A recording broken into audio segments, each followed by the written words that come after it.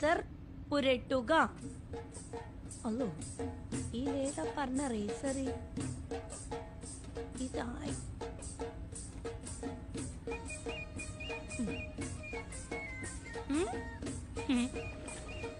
ഇനി ഫൗണ്ടേഷൻ ഇടുക.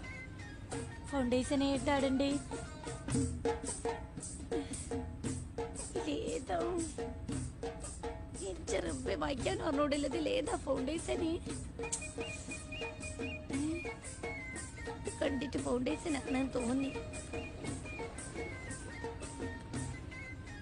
Dry skin ആണെങ്കിൽ ലിക്വിഡ് ഫൗണ്ടേഷൻ ഇടും.